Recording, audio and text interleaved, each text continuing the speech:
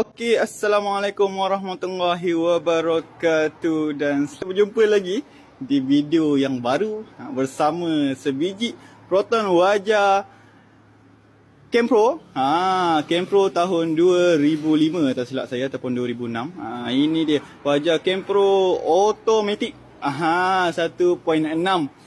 Saya dah checkkan dia warna kuning abang kakak. So yang lain gantinya. Ini lebih mercik, lebih padu, lebih padok, lebih hebat, lebih cantik.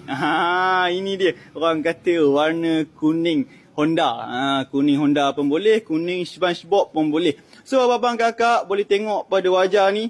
Warna cat dia ini adalah warna special color, Aika color. Ini orang panggil warna top. Warna orang ada gitu.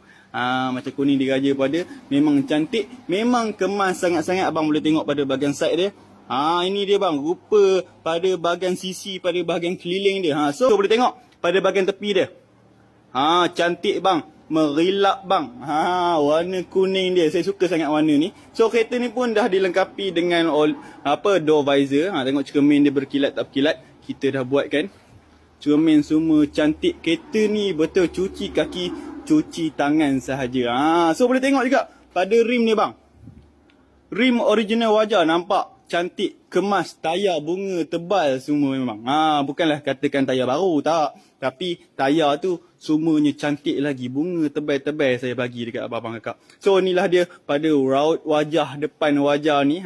Buatlah macam mana pun, wajah tetap akan jadi wajah, dia takkan jadi Ferrari ni. Dia tetap akan menjadi wajah juga. So ini part dia dapat.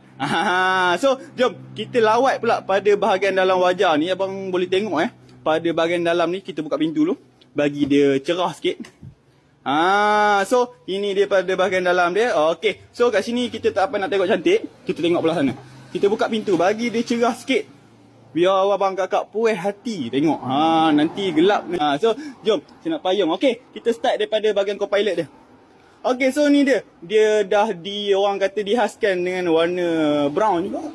Brown juga, sama juga macam wajah yang coklat tu, warna brown. So inilah dia. Pada bahagian dalam dia cantik, kemas. Tak ada apa-apa. Cuci tangan, cuci kaki, tinggal pakai saja. Dia pun leather seat original wajah.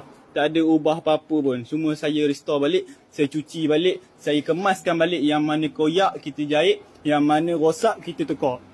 So kat sini pun steering dia pun masih lagi steering original wajah. Meter pun cantik lagi, abang boleh tengok meter pun cantik lagi. So siapa berminat, WhatsApp saya, call saya sampai dapat.